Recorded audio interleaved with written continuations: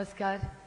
ज्यांच्या प्रचाराच्या निमित्ताने आपण इथे जमलेलो आहोत असे या भागातले लाडके उमेदवार जे 2 आठवड्यांनी ह्या भागाचे आमदार होणार आहेत असे समरजित गाडगे. एक यशस्वी कर्तृत्ववान महिलेचं भाषण आज ऐकायची संधी मिळाली. स्वातीताई, मी पक्ष वगैरे फोडण्याच्या भानगडीत पडत नाही. मी तुम्हाला एवढंच विनंती करीन की राजकारण इलेक्शन येईल जाईल, पण कागल, कोल्हापूर आणि महाराष्ट्राच्या विकासासाठी आपण एकत्र काम केलंच पाहिजे. माझी विनंती तुम्हाला राहील की पुढचं उभं आयुष्य आपण दोघींनी मिळून महाराष्ट्रासाठी राजकारण बाजूला ठेवून एकत्र काम करायची शपथ आज कागलमध्ये घेऊया.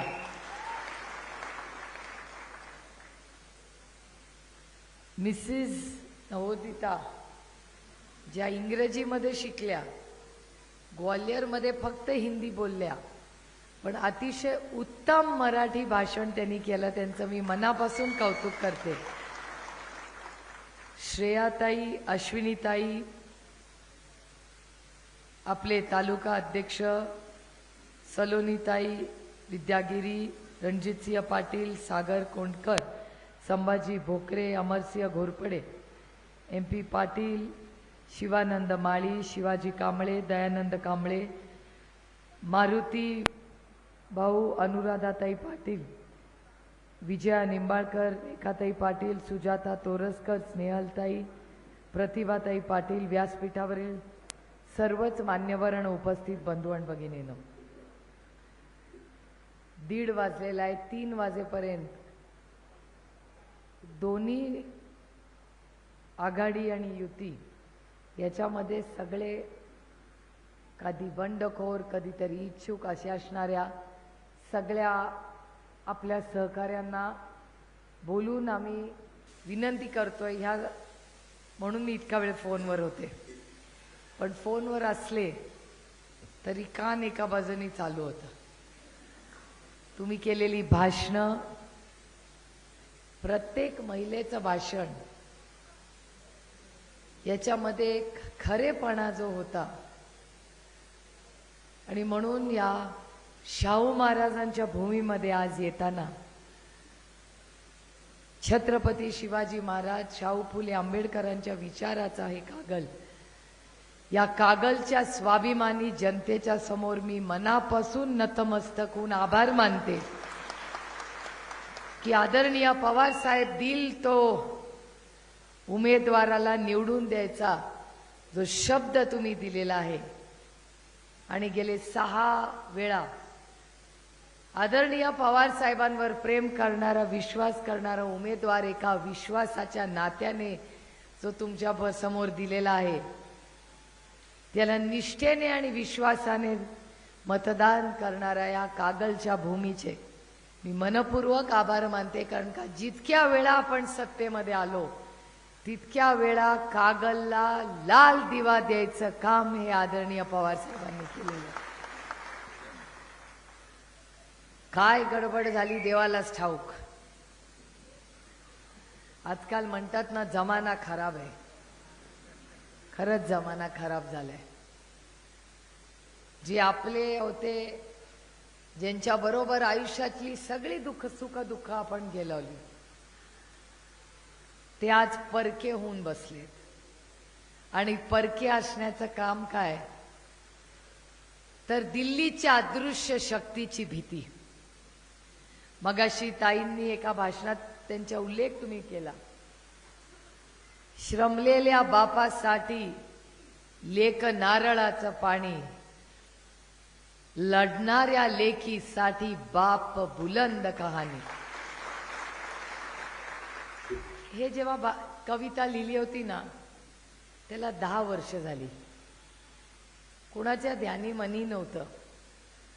एका औरंगाबादच्या कवीने, मी जेव्हा स्त्री भ्रूण हत्येसाठी लढत होते ना, तेव्हा ही कविता लिहिली. मला काय माहिती होता हा दिवस माझ्या आयुष्यात येईल. कारण का एक तर माझा स्वभाव लढाऊ नव्हता, अनेक लोक माझ्याबद्दल बोलतात की सोन्याचा चमचा घेऊन मी जन्माला आले. हो, माझं भाग्य, माझ्या पांडुरंगाची इच्छा होती की सोन्याचा चमचा घेऊन मी जन्माला आले. काही मला त्याच्यात कमीपणा वाटत नाही, कारण का आमच्या सोन्याचा चमचा हा अदृश्य शक्तीच्या ताकदीचा नव्हता. तो शारदाबाई आणि गोविंदराव पवारांच्या आशीर्वादाने मिळालेला आहे. त्याच्यामुळे माझ्यावर जे टीका करतात ना, त्यांना मी विनम्रपणे आठवण करून देते, तो चमचा ना इन्कम टॅक्सचा होता, तो चमचा ना सीबीआयचा होता, ना तो चमचा ईडीचा होता. तो बाई आबा माझ्या आजी आजोबांच्या कष्टाचा चमचा होता, ज्याचा मला सार्थ अभिमान आहे. आणि हाच पुरोगामी विचार आमच्या घरात होता. मी एकुलती एक मुलगी जन्माला आली माझ्या वडिलांना, आणि याच्यात सगळ्यात मोठं योगदान माझ्या वडिलांचं नाही, माझ्या आईचं आहे. कारण का लग्न करताना माझ्या वडिलांनी हुंडा नाही मागितला. पवारांनी एकच अट माझ्या आईला सांगितली की मी लग्न करायला तयार आहे, मुलगी आवडली आहे, पण एकच अट आहे की लोकसंख्या वाढत चालली आहे, जर मूल आलं होत असेल तर आपण दत्तक घेऊ, आणि अगरच असेल तर एकच मूल होईल, मुलगा असू दे किंवा मुलगी. आणि सुप्रिया सुळेचा जन्म झाला. हो, लाडात वाढले, हो, का नाही मुलं. आणि काय चूक त्याच्यात लाडात वाढले असेल? कुणाला वाटतंय पोरगी लाडात वाढू नये? आपण पण आपल्या लेकींना लाडातच वाढतो की नाही? कुठली आई आहे इथे ती म्हणेल, आणि लाडकी लेक कशाला? आपला लेक नुसती मुलगी नाही, आपला मुलगाही लाडकाच असतो. मुलाची मोटरसायकल आली ना घरी की एक धडका वाजतच ना, पोरग घरी आलं. खरंय की नाही? ज्याला मुलगा आहे त्यांनी मान्य करावं की कुठल्याही आईमल लेक लाडकी असतेच, पण तिचा मुलगाही तिला तेवढाच लाडका असतो. असं काही नसतं, आईला दोन्ही मुलं समानच असतात. पण लेक वडिलांची लाडकी असते आणि मुलगा हा आईचा लाडका असतो. मी म्हणत नाही, ती बाईच माझ्या आधी भाषण पुढं करते. काय तुमचं नाव? तुमचं नाव काय? हसीनाताई माझ्या आधीच भाषण करतायत माझं. मी बोलायच्या आधीच म्हणते, हो लेक लाडका असतो आईचा. मी नाही सांगणार तुमच्या मुलीला तुम्ही काय बोलला ते, पण ही एक नैसर्गिक गोष्ट असते. आणि प्रेमाने गुणागोविंदाने कुटुंब मोठं होतं. आपल्यावरचे संस्कार असतात की घरातले करते पुरुष करत असतात, आपण राजी खुशी मागे असतो. त्याच्यात आपल्या काही मनात नसते की तो पुढे का मी मागे. अरे घरातले पुरुष करतायत, बाकीचं आपण करू ना, काय हरकत आहे. आणि मी पक्षाकडे काय मागितलं होतं? 18 वर्ष मी खासदार आहे. 18 वर्षात एकच गोष्ट पक्षाकडे मागितली की एक लोकसभेचं तिकीट. हे सोडून मी पक्षात कोणाला काहीही मागितलेलं नाही. आणि मी हिशोब करायला आले पण नाही. सत्ता आली, तुमचे आशीर्वाद होते. 15 वर्ष महाविकास आपली काँग्रेस बरोबरची सत्ता झाली. त्यानंतर विरोधात बसलो. त्यानंतर महाविकास आघाडीची सत्ता आली. काही लोक असे होते, कुठलंही सरकार असू दे, पण आदरणीय पवार साहेबांच्या विचाराच्या सरकारमध्ये कागलचा नेहमीच मान सन्मान झालेला आहे पहिल्या लिस्टमध्ये. मला आश्चर्य वाटलं, पत्रकार बसले तिथे. मला खरं खोटं माहिती नाही, मी ऐकलेलं नाही, मी एरवी भाषण असं करत नाही, पण मला अस्वस्थता वाटली. मगाशी एका पत्रकाराने मला प्रश्न विचारला कोल्हापूरमध्ये की काही लोक असं म्हणतात मी गुरु दक्षिणा देऊन आलेलो आहे. खरं आहे का? पत्रकारांनो, खरं आहे का तो प्रश्न? असं मला कोल्हापूरच्या एका पत्रकाराने विचारलं. बरोबर आहे? तुम्ही होता त्या? असं पत्रकारांनी कोल्हापूरच्या मला विचारले. माझं नाही. मला अतिशय विनम्रपणे विचारायचं आहे, कुठली गुरुदक्षिणा दिली? 40ची लिस्ट बनवायची दिली?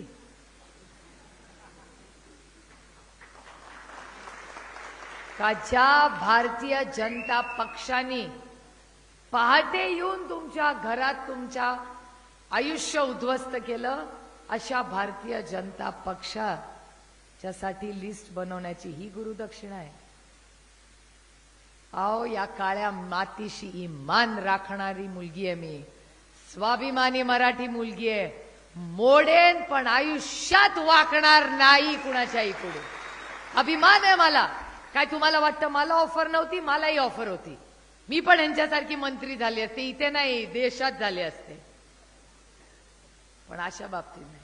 मंत्रीपद घडून ज्यांनी माझ्या घरावर, अहो एक नाही माझ्या तीन बहिणींवर रेड केली. 3 विजया पाटील, रजनी इंदुलकर आणि नीता पाटील, तिघींवर या अदृश्य शक्तींनी दिल्लीच्या रेड केली. काय चूक होती माझ्या बहिणींची? काय संबंध माझ्या बहिणींचा या राजकारणाशी? एक नाही 5 दिवस रेड केला माझ्या 3 बहिणींवर. काय संबंध त्यांचा? दिल्लीच्या अदृश्य शक्तीला वाटलं यांच्यावर रेड केली म्हणजे पवार कुटुंब घाबरेल, डरेंगे नाही. अहो माझ्या वडिलांचा आजोळ कोल्हापूर आहे. आमच्या बाई कोल्हापूरच्या होत्या. अशी घट्ट बाई नाही पाहिली मी. कुटुंब एकत्र पण ठेवलं. आणि आमच्या सरोज आत्या ज्या इथे राहतात, माई आत्या आम्ही म्हणतो, एनडी पाटलांच्या मिसेस, त्यांनी एक भाषण कोल्हापूरमध्येच केलंय, मीडियाच्या समोर केलं होतं की आमच्या बाईंनी आम्हाला रडायला नाही शिकवलं, आमच्या बाईंनी आम्हाला लढायला शिकवलं. आणि प्रत्येकीसाठी आहे हे. तुमच्या सगळ्यांसाठी भाषण करते, फक्त माझ्यासाठी नाही. आयुष्यात घात होतात लोक, का त्यांचे निर्णय घेतात मला माहिती नाही. पण एक म्हणते समजित, कदाचित तुम्हाला या माझ्या भाषणातला हा भाग आवडणार नाही, पण एक तुम्हाला सांगते, अतिशय विनम्रपणे सांगते, मला मुश्रीफ साहेबांच्या बायकोचं, भाभींचं फार कौतुक वाटतं. पुरुषांचं मला माहिती नाही, पण आमची भाभी तिथे लढली त्या ईडी आणि सीबीआयची आणि म्हणाली जोपर्यंत घरात माझ्या नातवंडांना दूध येत नाही ना तोपर्यंत तुम्हाला आत जाऊ देणार नाही. अरे आमच्या महिलांमध्ये केवढी मोठी ताकद आहे बघा. आणि ज्या माणसांनी अदृश्य शक्तीनी ते ईडी सीबीआयचे लोक पाठवले, त्यांच्या समोर काही लोक फाईल घेऊन विनम्रपणे वागतात. असं तुम्हाला कसले लोक पाहिजेत? ताकदीने लढणारे लोक पाहिजेत का ज्यांनी अन्याय केलाय त्याच्या समोर विनम्रपणे वाकणारे लोक पाहिजेत? हा निर्णय कागलकरांना घ्यायचा आहे. अरे छोटे घर में रहेंगे लेकिन स्वाभिमानाने रहेंगे. दुसऱ्याचे उपकार नकोय आपल्याला. मी तर कधीच करणार नाही. काय लागतं हो माणसाला? जन्माला खाली हात घेऊन येतात आणि जाताना पण खाली हात होते. 1 वर्षापूर्वी गुरु दक्षिणा म्हणताना काय गुरु दक्षिणा दिली? आमचं आयुष्य उद्ध्वस्त करून गेले. पक्ष नेला, चिन्ह नेलं. अरे एवढी हिम्मत होती ना तर स्वतःचा पक्ष काढायचा, चिन्ह काढायचं. जे पवार साहेबांनी केलं ना गुरु मानताना, मग गुरु करून एवढं तरी शिका. दुसऱ्याचा हातात काढला नाही. पवार साहेबांचे जरूर मतभेद काँग्रेस बरोबर झाले, पण काँग्रेसचा पक्ष नाही, चिन्ह नाही, ऑफिस पण घेतलं नाही. स्वतःच्या कर्तृत्वावर तुमच्या आशीर्वादाने पुढे गेले आयुष्यभर. त्याच्यात यश आलं, अपयश आलं, पण स्वतःचा स्वाभिमान सोडला नाही कधी. म्हणून आजही महाराष्ट्राच्या, भारताच्या मध्ये जेव्हा जेव्हा राजकारणाचा इतिहास लिहिला जाईल, आदरणीय पवार साहेबांचं, माझे वडील म्हणून म्हणत नाही पण सुवर्ण अक्षरात त्यांचं नाव लिहिलेलं जाईल. त्याचं कारण असं, माणूस स्वाभिमानाने उभे राहिला. काही लोकांचा इतिहासात नोंदच होणार नाही, तो भाग वेगळा. मंजुषीताई बसल्यात, इतिहासकारक आहेत. इतिहासामध्ये जे लढत नाहीत ह्यांचा कधी इतिहास लिहिला जातो का? जे झुकतात त्यांचा कधी इतिहास लिहिला जातो का? हे दुर्दैव आहे की कागल हा एक स्वाभिमानी मतदारसंघ आहे. तो आदरणीय पवार साहेबांबरोबर उभा राहिला. तसा समरजित भाऊ तुमच्या बरोबर ही हे स्वाभिमानी लोक स्वाभिमानासाठी लढणार. आता तुम्ही विचाराल की आधी तर समरजित गाडगे तिकडे होते, असं काय झालं? मी स्पष्टपणे सांगते तुम्हाला, आणि तुम्ही त्यांनाही विचारू शकता. माझा अनेक वर्ष पक्ष एक असताना पण समरजित गाडगेंवर माझं बारीक लक्ष होतं. कारण का मला स्वतःला वाटत होतं की ठीक आहे, ते ज्येष्ठ आहेत, एक नवीन पिढी काहीतरी करू पाहते, पक्षामध्ये नवीन रक्त हे आलंच पाहिजे. आणि ही वेळ माझ्यावरही कधीतरी येणार आहे. हे भाषण फक्त त्यांच्यासाठी नाही आहे, माझ्या स्वतःसाठी आहे. 5, 10, 15 वर्षांनी कधीतरी मला नवीन पिढीसाठी ती जागा मोकळी केलीच पाहिजे. बदल हा घडलाच पाहिजे. पण हा बदल घडत असताना तो स्वाभिमानाने झाला पाहिजे, लोकांनी आपल्याला ढकलून नाही. समरजित गाडगेंबद्दल मी अनेक वेळा बोललेले. मी समरजित गाडगेंना विचारायचे, समरजित गाडगे जवाब दो. आज मी देवेंद्र फडणवीसांना विचारते, देवेंद्र फडणवीस जवाब दो. जे प्रश्न समरजित गाडगे विचारत होते ना, त्याचं उत्तर कागलकरांना, देवेंद्र फडणवीसांना द्यावंच लागेल. तुम्ही नाही विचारलं तर मी विचारणार आहे. कारण का आम्हाला इमानदार लोक पाहिजे त्याच्यात. मी म्हणत नाही कोणी भ्रष्टाचारी आहे, देवेंद्र फडणवीस म्हणतात. कागलकरांकडे ईडी कधी इतिहासात आली आहे का? आजपर्यंत ईडी आली होती का? कोणी पाठवली ईडी कागलला? भारतीय जनता पक्षाच्या अदृश्य शक्तीने ईडी पाठवली. देशामध्ये कागलकरांचं नाव कोणी खराब केलं? भारतीय जनता पक्षाच्या ईडीनी. देशामध्ये ब्रेकिंग न्यूज, कागल में ईडी गई है. तिथे झालं होतं की नाही आंदोलन, मारामाऱ्या झाल्या होत्या की नाही ईडी बरोबर? मी टीव्हीवर पाहिलेले आहेत. तुम्ही सगळे ना चॅनलवाले, तुम्ही पत्रकारांनी बातमी केली होती की नाही? कागल, काश्मीर टू कन्याकुमारी, पार्लियामेंटमध्ये लोक विचारायचे, अरे ये कागल किधर है? मतलब क्यों, क्या हुआ? अरे नहीं, उधर कुछ ईडी का रेड हुआ था, कोई है उसके खिलाफ रेड हुआ था, वहां बहुत लड़ाई हुई थी. काय बोलायचं? म्हटलं म्हणायचं हमारे कोल्हापूर, अब वो शाहू महाराज का कोल्हापूर उसके पास ही. म्हणलं हा, ईडी बद्दल आता काय कौतुकाने कॉलर टाईट करून म्हणू की हो ईडी आली होती आमच्या कागलला. अहो, शाहू छत्रपतींचा अभिमान फक्त इथे महाराष्ट्रात नाही, या देशामध्ये अभिमान वाटतो आम्हाला शाहू महाराजांबद्दल बोलताना. त्या दिल्लीच्या तख्ताशी लढलेली आमची तारा राणी आणि शाहू महाराज, आणि त्यांच्या शाहू महाराजांच्या कागलमध्ये तुम्ही ईडी येते असं तुम्हाला नाही वाटत कधी? की अरे काय चाललंय? अहो, पैसे पैसे कशाला लागतात हो? मला सांगा मावशी, तुम्ही कशाची कोशिंबीर खाता हो? काकडीचीच खाता ना? दादा तुम्ही कशाची खाता? नाही नाही, कशाची खाता? काकडीची. मी पण काकडीचीच खाते. आता मला सांगा, ते अंबानींच्या घरी काय हिऱ्याची कोशिंबीर खातात का? पैसे पैसे किती लागतात हो? इतके लागतात की तुम्ही कागलचं नाव खराब कराल इतके. ते आम्ही एकत्र आणि वेगळे झाले म्हणून टीका करणार नाही. कधीतरी एका ताटात जेवलोय, ते विसरले असतील, पण माझ्या आईने माझ्यावर संस्कार केलेले आहेत. कुणाचाही एवढं जरी मीठ खाल्लं असेल ना सुप्रिया, आयुष्यभर लक्षात ठेव, कधी काढायची नाही उणीधुणी कुणाची. मी कधी काढत नाही कोणाची उणीधुणी, मी कधी लढलेही नसते. पण एक आहे की आदरणीय पवार साहेबांवर जेव्हा हल्ला हे करतात ना, त्यांनी जर वेगळा पक्ष काढला असता ना तर मी बोलले पण नसते. पण आदरणीय पवार साहेब आणि तुमच्यासारख्या असंख्य लोकांनी आदरणीय पवार साहेबांना साथ दिली, पक्ष मोठा झाला. आदरणीय पवार साहेब तुमच्या आशीर्वादाने केंद्रात मंत्री झाले आणि शाहू महाराजांना त्यांनी केंद्रबिंदू ठेवून राजकारण आणि समाजकारण केलं. जसं शाहू महाराजांनी कर्जमाफी केली, तोच विचारांचा वारसा पुढे घेऊन या राज्यात आणि देशात 70,000 कोटी रुपयाची कर्ज सरसकट कर्जमाफी झाली का नाही? ती काँग्रेस आणि राष्ट्रवादी काँग्रेस पक्षांनी केली, घर बसल्या प्रत्येकाची केली. तेव्हा तेच पवार साहेब तुम्हाला मान्य होते. आता असं काय झालं? असं काय झालं? सगळ्या कागलकरांना माहितीये काय झालं. आज भाषण करतात, मला आश्चर्य वाटतं. भाषा ज्या पद्धतीने भाषा वापरली, मी त्याचं उत्तर देणार नाही, कारण का माझे संस्कार नाहीत.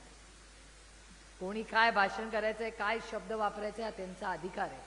ही लोकशाही आहे. कारण माझा प्रेम आणि आदर जसा शाहू महाराजांना मी केंद्रबिंदू ठेवतो, तसं ह्या राज्यामधला एक आणि देशामधला क्रांतिकारक म्हणजे भारतरत्न डॉक्टर बाबासाहेब आंबेडकर, ज्यांनी आपल्याला या देशात संविधान दिलं.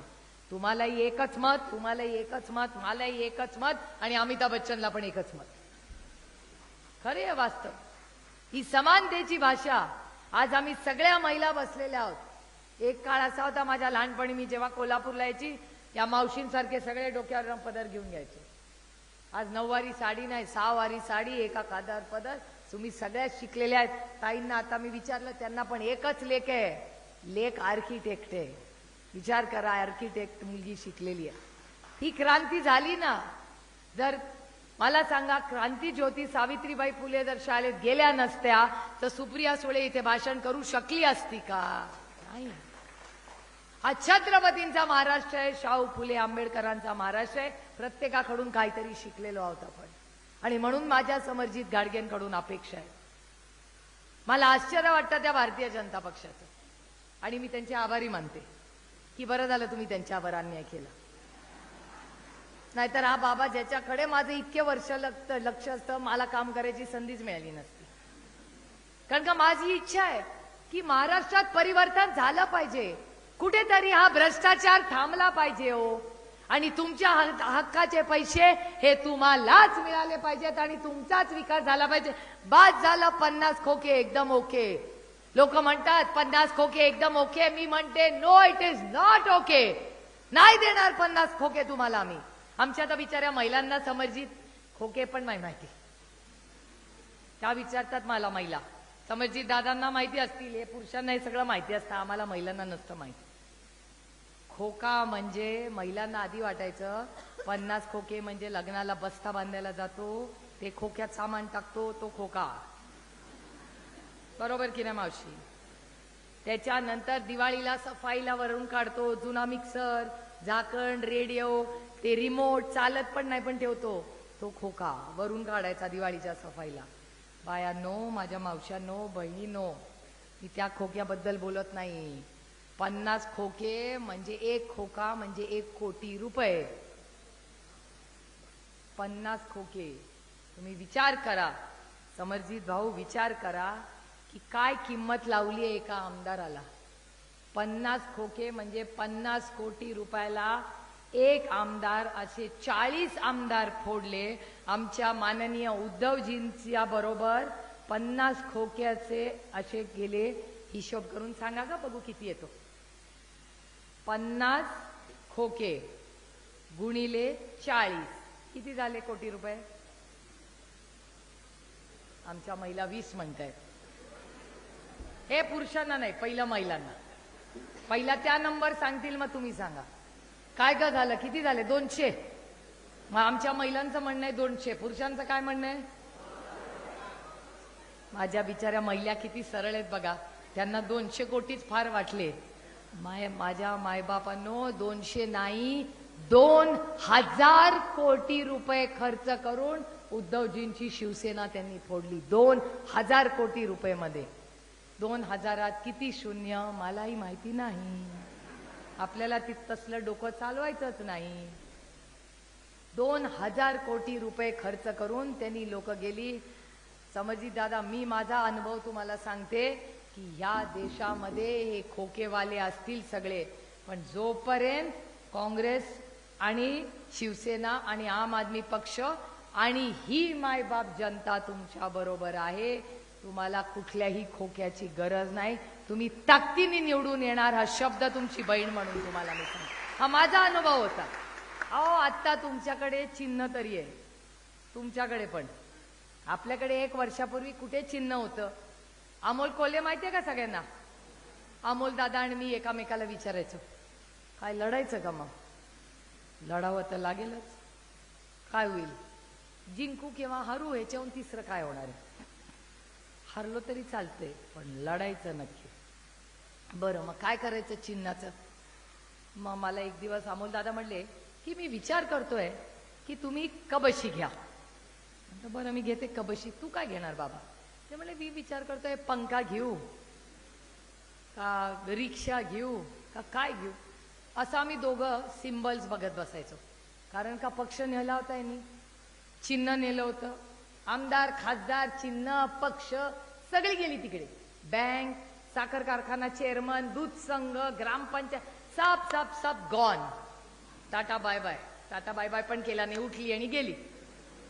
वळून पण नाही पाहिलं. वळून पाहिला पण हिम्मत लागते. गेली सगळी. काही लोकांनी फोन केले, आम्ही म्हटलं अरे काय झालं. त्यांनी काही लोकांनी फोन पण नाही घेतले. हा भाग वेगळा की नंतर बऱ्याच जणांनी केले, तेव्हा मी पण घेतला आणि हॅलो हॅलो हॅलो म्हणाले आणि ठेवून दिलं. जेव्हा मला गरज होती तेव्हा तुम्ही माझा फोन घेतला नाही. जेव्हा मी अडचणीत होते त्यांना घेतला नाही. तुम्ही अडचणीत आले की ताई आठवली आणि लगेच बहीण झाली. मग 1 वर्ष नातं कुठे गेलं होतं. दुर्दैव आहे, रंकाळ्यात ठेवलं होतं वाटतं. विचार करून सांगा की माझी लढाई ही कुठल्या व्यक्तीशी नाही आहे. माझी लढाई नैतिकतेसाठी आहे. कारण मी अभिमानाने सांगते, मी का बोलू शकते. माझी ईडी सीबीआय इन्कम टॅक्सची पण लढाई नाही. ते बिचारे चांगले आहेत. ईडी इन्कम टॅक्स सीबीआय सगळे चांगले आहेत.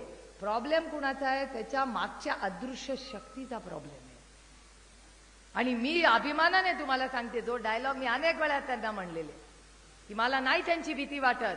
कारण का सुप्रिया सुले की सबसे बडी ताकद मेरी ईमानदारी आहे. त्याच्यामुळे मला नाही त्या ईडी सीबीआय इन्कम टॅक्सची भीती वाटत. कशाला, काही डरच नाही. आणि आम्ही राजकारणात कशासाठी आलो. मोठी घरं करायला नाही आलो, ना विमानाने फिरायला आलो. मी राजकारणात कशासाठी आले. मी राजकारणात तुमच्या आयुष्यात एक चांगला बदल घडवण्यासाठी आलेले. माझी इच्छा आहे की या राज्यातल्या प्रत्येक महिलेने माझ्यासारखं आयुष्य जगावं. का त्यांनी त्याच्या मुलीच्या लग्नात हुंडा द्यावा. आपल्याकडे करतात का ते जावयाचं जेवण असतं बघा, करतात का आपल्या कागलमध्ये. काय म्हणतात, धोंड्याचं जेवण. तुमच्याकडे करतात का धोंड्याचं जेवण, करतात का. आता माझं मत मी सांगते. माझ्या मतदारसंघातही धोंड्याचं जेवण असतं. आता मला माहितीच नव्हतं धोंड्याचं जेवण काय. कारण का ना शिंदे, माझ्या आईचं नाव शिंदे, ना शिंदेंनी कधी शरद पवारांना बोलवलं, ना पवारांनी सदानंद सोळेंना धोंड्याच्या जेवणाला बोलवलं. त्याच्यामुळे मला धोंड्याचं जेवण माहितीच नाही. आपलं इंस्टाग्रामवर रील बघताय का सगळी. मी पण बघते, पण मी 5 मिनिटं बघते. हा, नाहीतर डोकं फिरायची काम होतं. मी 5 मिनिटं बघते रील. मी बघत होते की आपल्याकडेच एक आमदार होते, आता गेले तिकडे भाजपमध्ये. त्यांचं मुलीच्या लग्नाला मी स्वतः गेले होते. आणि सायलेंट करून टाका साईडनी, साईडनी बंद करून. त्याच्यानंतर तुतारी कागलला आल्यावर फारच वाजते. तर मी त्यांना विनंती केली की मी विचारलं, आपण ती सासू आणि सासरे पाय धुवत होते जावयाचे. आपण तर लग्नाला गेलो होतो, परत हे रीलमध्ये पाय धुतायत. मला कळे ना की पाय का जावयाचे धुतायत. उतरले आणि कोणाला तरी विचारलं, म्हणलं अरे आपण तर गेलो होतो त्या लग्नाला. ते म्हणले हो ताई गेलो होतो. ते पाय का धुतायत सारखे जावयाचे. ते म्हणले ताई ते ह्याचं जेवण आहे धोंड्याचं. म्हणलं कसलं जेवण आहे. ते म्हणले दर 3 वर्षांनी अधिक महिना येतो. अधिक महिन्यामध्ये जावयाला माहेरी सासरी बोलवायचं असतं. सासू सासऱ्यांनी पाय धुवायचे असतात. त्याला गिफ्ट द्यायचं असतं. नमस्कार करून जेवण पुरणपोळीचं करायचं आणि त्यांना घालवायचं असतं. म्हणलं कशाला, आमची पोटकी पोरगी दिली ना, अजून काय सोनं देऊ तुला. ते म्हणले नाही ताई अशी प्रथा आहे. मी माझ्या लोकसभा मतदारसंघात ही प्रथा केली. म्हटलं आज नंतर कुठलीही सासू, लग्नात तुम्हाला काय करायचं ते करा, पण लग्नानंतर कुठलाही सासरा आणि सासू हे जावयाचे पाय धुणार नाही. उलट त्या जावयानी आणि लेकीनी, दोन्ही आई वडील, मुलीचे आणि मुलाचे, त्यांना आपल्या घरी बोलवलं पाहिजे.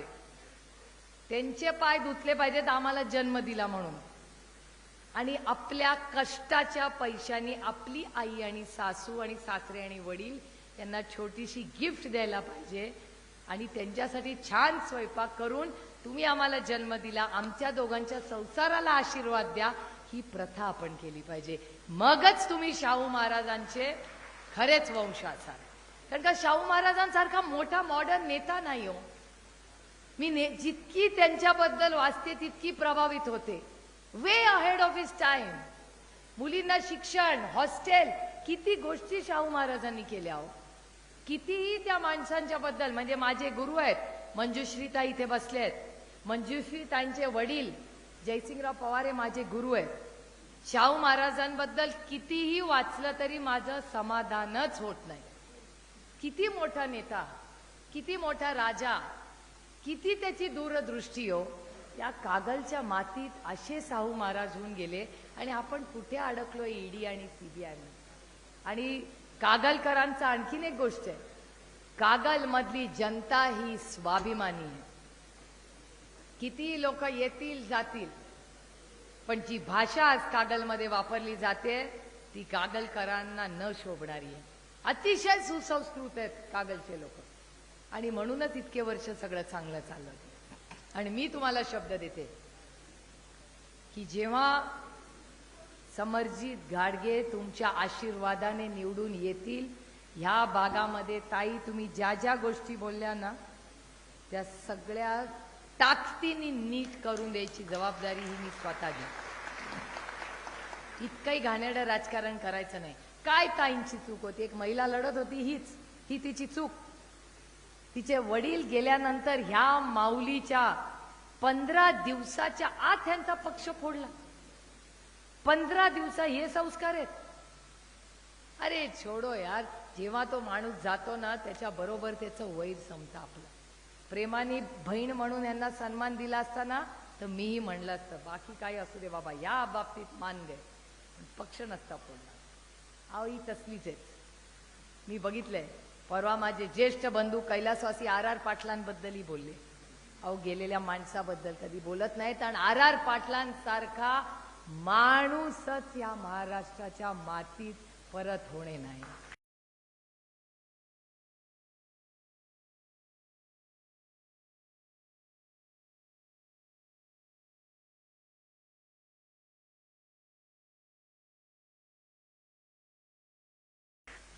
पोलीस यंत्रणा लावून भरती कोणी केली असेल तर ते माझे ज्येष्ठ बंधू RR पाटलांनी केलेली आहे.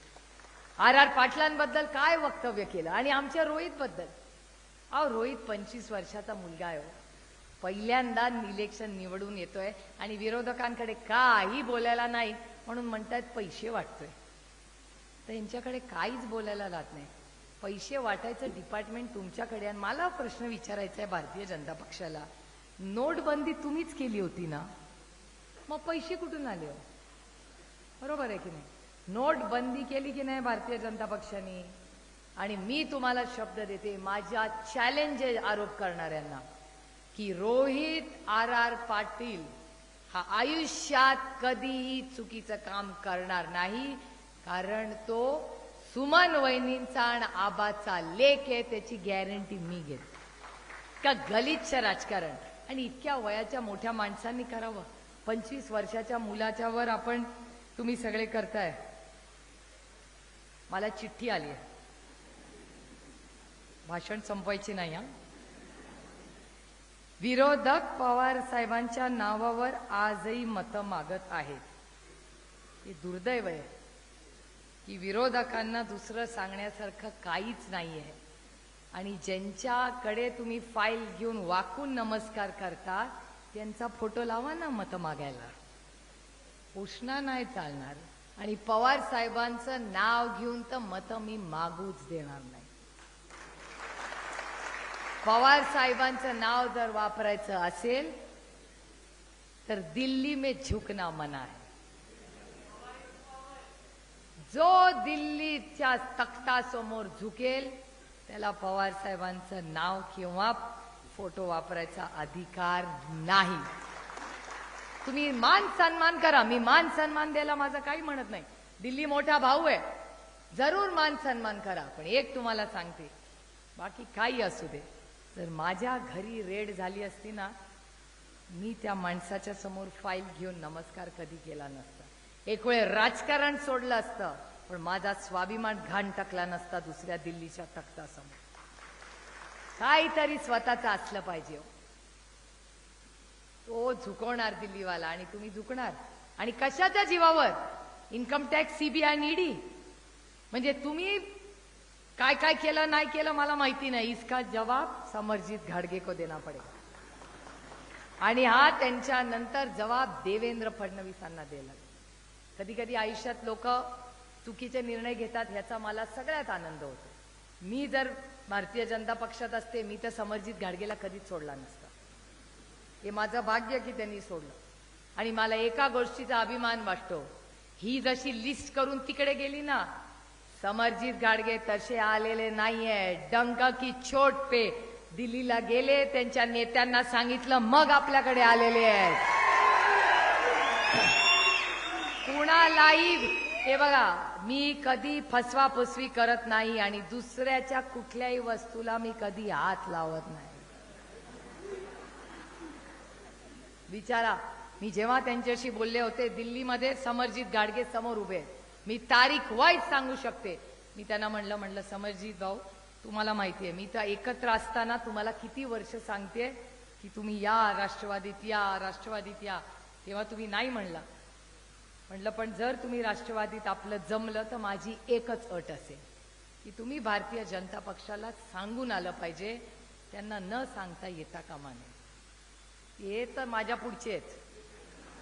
ते मला म्हणले, मी ऑलरेडी 3 लोकांशी बोललेलो आहे, मी नावं नाही सांगणार. काही गोष्टी कसं आहे, माईक आला म्हणून सगळंच बोलायचं नसतं. त्यांच्या सगळ्या प्रश्नांना उत्तर द्यायची ताकद सुप्रिया सुळेमध्ये आहे, पण नुसतं बोलायला ताकद लागत नाही, सहन करायला जास्त ताकद लागते, जी आपल्या सगळ्यांमध्ये आहे. त्यामुळे समरजित गाडगे सांगून आलेले, उगाच 40 नावं घेऊन गेला, फोन नाही उचलला, गेलो याचा सब नाही. आणि मी सांगते, आम्ही त्यांचे फोटो लावून मतं मागणार नाही. जे काय असेल, मी म्हणलं तसं राज्यात राजकारण करू, पण स्वाभिमानाने करू. त्यांच्या समोर न झुके है न कभी झुकेंगे. त्यामुळे ही लढाई माझ्यासाठी वैयक्तिक नाहीच आहे, ही महाराष्ट्राच्या स्वाभिमानासाठी लढाई आहे. तुम्हाला कसे लोकप्रतिनिधी पाहिजे हा निर्णय आपल्याला घ्यायचा, आणि हा फक्त कागलचा विषय नाहीये, हा राज्याचा विषय आहे. तुम्ही महिलींना, आमच्या बहिणींच्या प्रेमाचं नातंच त्यांना कळलं नाही. आता मंजुश्री ताई आणि माझं बहिणीसारखं नातं आहे. दया पवारांची पण लेक आहे, ती पण, आम्ही तिघी पवार सिस्टर्स आहोत. दया पवारची पोरगी, शरद पवारांची पोरगी आणि जयसिंगराव पवारांची पोरगी. योगायोगांना तिघींना इतिहासात रमलो. काय आम्ही जन्मापासून एकीमेकीला ओळखत नाही, पण एका विचारधारेत तिघी आम्ही काम करतो. मंजुश्री ताई आणि मी, आम्ही तिघी बहिणींसारखे असतो. प्रज्ञाताई, मंजुश्री ताई आणि मी, आम्ही फक्त पुस्तकांवर चर्चा करतो, कारण का आम्हाला तिघींना त्याच्यात इंटरेस्ट आहे. आम्ही करतो या गोष्टी एकत्र. राजकारण एक तरफ, पण ह्या सगळ्या गोष्टी ही महत्वाच्या आहेत, याची जाणीव आम्हाला सगळ्यांना आहे. आणि एवढ्या या सगळ्या दोघी हुशार आहेत, मी त्यांच्याकडून शिकते. त्या माझ्याकडून काही शिकत नाही. माझ्याकडे त्यांना दोघींना शिकवण्यासारखं काही नाहीच आहे. इतक्या दोघी विद्वान आहेत. आता मला सांगा की या सगळ्या लेखी, आता आमच्या तिघींचं नातं हे पुस्तकाचं आणि ज्ञानाचं नातं आहे. त्याला पैशाची किंमत तुम्ही करोडो रुपये लावले तरी आमच्या तिघींच्या नात्याला तुम्ही किंमत लावू शकत नाही, कारण का ते ज्ञानाचं नातं आहे. आणि ह्यांनी काय केलं, बहीण भावांच्या नात्याला 1500 रुपयाचा टॅग लावून ठेवला. लाडकी बहीण 1500 रुपये. अहो, यांना बहिणीचं प्रेमच कळलं नाही. आणि तुम्ही म्हणला समरजित भाऊ, ही गोष्ट खरी आहे, यांना बहिणी लाडक्या कधी झाल्या? लोकसभेनंतर बहिणी लाडक्या झाल्या, आधी बहिणी लाडक्या नव्हत्या. मला विचारा, या राज्यातली सगळ्यात लाडकी लोकसभेच्या आधीची बहीण मी होते. जो उठत होता तो माझ्याबद्दलच बोलत होता. पक्ष फुटला, सुप्रिया सुळे, माझ्या मी काय मागितलं, पण मी ठरवलं होतं 7 महिने सहन करायचं, काही बोलायचं नाही, म्हणून मी एकालाही उत्तर दिलं नाही. आणि तीच माझी ताकद झाली, कारण का बारामती लोकसभा मतदारसंघातल्या लोकांनी पक्ष, सत्ता, चिन्ह, दूध संघ सगळं तिकडे, फक्त या राज्यातला इमानदार माणसांनी मला मतदान केलं, म्हणून 1 नाही 1.5 लाखांनी मी निवडून आलो. प्रॉब्लेम खोकेवाल्यांचा आहे. ओ भाऊ, आपलं नाव काय? यांचं पण नाव संभाजीच. वा, संभाजी भाऊंचं मी तुम्हाला सांगते, संभाजी भाऊ, सेना जेवढी माझ्यासाठी पडली, जेवढी काँग्रेस पळाली, मी नेहमी सगळ्यांना सांगते की आज नंतर जेव्हा जेव्हा काँग्रेस आणि शिवसेनेचा कॅन्डिडेट असेल, त्याच्यासाठी तुम्ही पडला, त्याच्यापेक्षा गुंजभर जास्ती पडण्याचा प्रयत्न इथला बसलेला प्रत्येक कार्यकर्ता तुमच्यासाठी करेल. त्या सगळ्या संघर्षाच्या काळात ज्या पद्धतीने उद्धवजी आणि काँग्रेस आमच्यावर उभी राहिली, तुमचा कार्यकर्ता उभा राहिला, हे आम्ही आयुष्यभर विसरणार नाही. आणि 1500 रुपये आम्ही आमच्या नात्याला, संभाजी भाऊंच्या नात्याला आम्ही नाही पैसे लावले. ह्यांना नातच कळलं नाही, हाच तो प्रॉब्लेम आहे. यांनी व्यवसाय केला नात्यामध्ये. माझा आग्रह आहे की नात्यात व्यवसाय आणू नका आणि व्यवसायात नातं आणि प्रेम आणू नका. दुकानात जा, पैसे द्या, खूप महागाई झालेली याची जाणीव मला आहे, पण नात्यामध्ये लाडकी बहीण करायला 1500 रुपये. अरे बहिणीला कधीतरी विचारून बघावं, तिला 1500 रुपये भावाकडून नको असतात. तिचं एवढंच म्हणणं असतं की माहेरी गेल्यावर आमच्या वहिनीने आमच्यावर प्रेम करावं, रात्री भावाबरोबर गप्पा मारत लहानपणाच्या सुखदुःखाच्या गोष्टी आठवाव्या, लहानपणी खेळलेलो एकामेकाच्या पुस्तकाचं काय फाडलं होतं, भांडण झालं होतं, त्या गोड आठवणी कराव्या. आणि आईनी शिकवलेल्या लाडूच्या पद्धतीने भावानी एक लाडूचा तुकडा खावा आणि म्हणावं, तुझी लाडू ना अगदी आईसारखे लागतात. ह्याच्यापेक्षा बहिणीला काय हवं असतं? अहो तुम्ही योजना दिली, त्याची जाहिरात जास्त केली. काँग्रेस पक्षाने संजय गांधी निराधार योजनेची जाहिरात केली म्हणून रोज प्रत्येक महिलेला जाऊन सांगितलं का की बाई तुझा नवरा नाहीये, तू एकल आहे, मी तुझ्या पैसे देतो? कधीच नाही. ती एकल महिलेच्या सुखदुःखात आम्ही होतो. ती एकल महिला आहे, तिला आधार द्यायचं काम होतं. आमचं भाग्य की आम्हाला हे करता आलं. म्हणून करोडो रुपये खर्च करून जाहिराती नाही केल्या राख्यांच्या.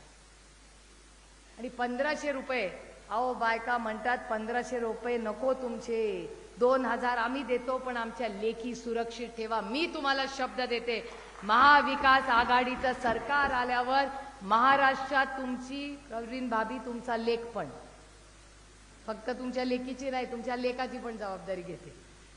पण ह्या राज्यामध्ये लेक मुलगा असू दे किंवा मुलगी, तो घराच्या बाहेर किंवा ती घराच्या बाहेर गेल्यावर त्याच्या सुरक्षिततेची जबाबदारी महाविकास आघाडी घेईल. हे माझं भाषण रेकॉर्ड करून ठेवा. आता तुम्ही म्हणाल कसं करणार? आर.आर. आबा जेव्हा गृहमंत्री होता तेव्हा होतं की नाही, भीती वाटायची का? मग आर.आर. आबा जर गृहमंत्री म्हणून हे करू शकत होते तर आपण परत का नाही करू शकत ते? अहो आमच्या पुण्यामध्ये तर बंदुकी घेऊन लोक फिरतात. माझ्या पुण्यामध्ये सामूहिक बलात्कार झाला, काय दुःख झालं असेल मला विचार करा. बारामती लोकसभा मतदारसंघ एक पुरोगामी विचाराचा प्रगतिशील मतदारसंघ म्हणून मतदारसंघाची ओळख आहे. तिथे एका लेकीचा सामूहिक बलात्कार होतो. 15 दिवस माणूस सापडत नाही. आपल्या लेकींची जबाबदारी आपली नाही. त्यांना काय वाटतं, नाता आणि बायका असं तुम्ही पैसे देऊन मत विकत घ्याल आमच्याकडून? नाही मत देणार आम्ही तुम्हाला. तुम्ही मनापासून पारदर्शकपणे आला असताना तर ही स्कीम काढली नसती तरी आम्ही तुम्हाला दिलं असतं. जर तुम्ही हमी भाव आमच्या शेतकऱ्यांना दिला असताना, आमच्या सोयाबीनला कपासाला भाव दिला असताना तर आम्ही तुम्हाला मतं दिली असती. आमच्या या भगिनीचं घर फोडलं नसतं ना तर एक वेळ दिलं असतं. पण इतकं चुकीची कामं यायचं. माझी वैयक्तिक भारतीय जनता पक्षाची कुठली लढाई नाही, माझी नैतिकतेची लढाई आहे. तुम्ही घर फोडता, पक्ष फोडता, हमी भाव देत नाही. बलात्कार झाल्यावर बदलापूरच्या लोकांनी जेव्हा आंदोलन केलं ना तेव्हा यांना आठवलं. आणि या राज्याचा गृहमंत्री बंदूक घेऊन म्हणतो मी बदला घेतला. तुम्हाला असं बघायचंय, तुमचे लेख बघायचे? या राज्याच्या गृहमंत्र्यांनी बंदूक घेऊन फोटो टाकावा? ओ बदला नाही चालणार. हे राज्य बंदुकीनी नाही चालणार. भारतरत्न डॉक्टर बाबासाहेब आंबेडकरांच्या संविधानाने देश चालणार आणि त्याच्यासाठी जे काय करायला लागेल ते आम्ही करू. त्यामुळे पुढचे 15 दिवस आहे, रात्र वैऱ्याचे येतील. स्वागत करा, ओवाळा, देतील ते घ्या. देतील म्हणजे आशीर्वाद. तुम्ही काय अर्थ काढला मला माहिती नाही. तुम्ही काय, मी आशीर्वादाचं म्हणत होतो. तुम्ही काय बोलला मला माहिती नाही. का हसताय का? हो काय कागलचा जोक आहे का काय? ओवाळा सगळं करायचं. अतिथी देवो भव, पाहुण्याचं स्वागत झालंच पाहिजे. आणि ज्यांच्याकडे जास्त असतं त्यांनी दिलं तर काय त्यांच्याकडे कमी होत नाही. बरोबर आहे? त्याच्यामुळे देतील ते सगळं घ्या. म्हणजे मसाला, तेल, पाणी, मीठ असं. म्हणजे मी आता तुम्ही का हसताय मला माहिती नाही बाई. इनका तू आहे ह्याचा इलेक्शन वाला आहे ना, तू नीट रेकॉर्ड कर. नाही तर कोणीतरी काहीतरी उलट सुलट बोलायचं, मला नोटीस यायची. काय चुकीचं बोलले का मी? जे देतील म्हणजे डाळ, एखादी मिठाई, गोड डब्बा असा येतो ना, पेढा, आपला पेढा वगैरे चांगला असतो आपला. जे देतील ते घ्यावे. ऐकायचं जनाचं, आणि सत्याची बाजू कधीही सोडायची नाही. समरजीत भाऊ, सत्य परेशान हो सकता है लेकिन पराजित नहीं हो सकता. हे इलेक्शन तुम्ही फक्त इमानदार आहात आणि सत्यवचनी आहात म्हणून तुम्ही लढणार आहात. आणि माझ्या तुमच्याकडून खूप अपेक्षा आहेत. माझ्या समरजीत घाडगेंकडून खूप अपेक्षा आहेत. माझी इच्छा आहे की हे एक तर माझी तुम्हाला एक विनंती आहे, होणार नाही पण माझी अट आहे, आधीच अट घालते की आज नंतर निवडून आल्यावर जितके वर्ष तुम्ही आमदार असाल मला शब्द द्या की कागलवर इन्कम टॅक्स, सीबीआय आणि ईडीची कधीही वेळ येणार नाही. हा शब्द तुम्ही आम्हाला द्या. कागलमध्ये नो आईस. आईस म्हणजे काय बाळा? बर्फ नाही. ICE आईस म्हणजे बर्फ, गुऱ्हाळात असतो ना उसाच्या रसवाला, तो आईस नाही. आईस म्हणजे I for income tax, C for CBI आणि ई फॉर. मावशी मला खरं सांगा, ईडी आधी माहिती होती का? कागलमध्ये एंट्री दिल्यापासून ईडी कळली की नाही? इतके वर्ष आहे. मी वय नाही विचारणार, बायकांना वय विचारायचं नसतं, पण ईडी आधी माहिती होती का? त्याच्यामुळे माझी एकच अट आणि हात जोडून विनंती आहे की समरजीत घाडगे तुम्ही निवडून येणारच आहात, पण एक बहीण म्हणून मला कागल बद्दल प्रचंड प्रेम आणि आदर आहे. कारण का आमच्या सगळ्या संघर्षाच्या काळात हीच कागलची मायबाप जनता आदरणीय पवार साहेबांवर उभी राहिली. पवार साहेबांनी विश्वासाच्या नात्याने लाल दिवा दिला. हे तुमच्यावरचं प्रेम, आपलं नातं होतं. पण आज नंतर जोपर्यंत माझ्या श्वासात श्वास आहे, तुमच्या बहिणीला शब्द द्या की आईस, इन्कम टॅक्स, सीबीआय, ईडी ही कागलमध्ये कधीही येणार नाही. कोल्हापूर पासून हद्दपार करायची जबाबदारी तुमच्यावर. अहो, चांगले लोक निवडून आले पाहिजे. हा बदल झाला पाहिजे. खड्डे में रस्ता, रस्ते में खड्डा नहीं चलेगा.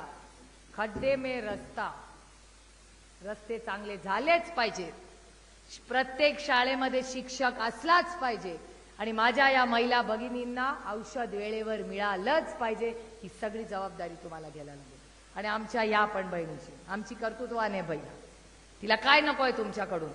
तिला फक्त तिचा विश्वासघात करू नका कोणी, एवढीच विनंती. लढवूया ती. ताई, तुम्हाला अभिमान वाटायला पाहिजे, एवढी घट्ट लेक तुम्ही जन्माला. आणि वडिलांचा पुढचा वारसा ती काय कर्तृत्वाने चालवते. मी शब्द तुम्हाला देते, अरे राजनीती चलती रहेगी. माझं नेहमी म्हणते, रिश्ते मायने रखते हो. सरकार येतील आणि जातील, पैसे येतील जातील, यश अपयश सगळं येत जाईल, शेवटी नातीच लागतात. आनंदाचा दिवस असेल किंवा दुःखाचा, तेव्हा नातीच लागतात. आणि ह्या नात्याची आणि कागलकरांची आणि समरजीत घाडगेंच्या, तुमच्या सगळ्यांच्या आशीर्वादाने एक नवीन नात्याची आज सुरुवात आहे. समरजीत पर्व आपल्याला इथून सुरू करून या भागाचा सर्वांगीण विकास पारदर्शकपणे आपल्याला करायचा आहे. तुमच्या या भावाला तुतारी वाजवणारा माणूस, आता बघा इथे लग्नाचाच हॉल आहे, लग्न होतं तेव्हा पण तुतारीच वाजते. कारखान्याला जेव्हा ऊस टाकतात तेव्हा पण तुतारीच वाजते. नवीन जेव्हा कुठलंही दुकान, मोबीचं शॉपी आपण काढतो तेव्हा पण तुतारीच वाजते. आणि जेव्हा छत्रपती शिवाजी महाराजांनी युद्ध पुकारलं तेव्हा पण तुतारीच वाजली होती. त्यामुळे ही तुतारी आणि नांदी भ्रष्टाचार मुक्त कागल करण्यासाठी आहे. बेरोजगारी, महागाई आणि भ्रष्टाचार या सगळ्या प्रश्नांच्या मध्ये तुम्हाला अधिकार देण्यासाठी, तुमच्या सुरक्षिततेसाठी, तुमच्या सगळ्यांच्या घामाला किंमत आणि मान सन्मान देण्यासाठी ही लढाई आहे. त्यामुळे या लढाईमध्ये विनम्रपणे आपल्याला हात जोडून विनंती करते की तुतारी वाजवणारा माणूस याच्या शेजारचं बटन दाबून समरजीत घाडगेंना, स्वाभिमानी कागलच्या मायबाप जनतेने तुमची सेवा करण्याची संधी द्या. एवढीच विनम्र विनंती करून आपली रजा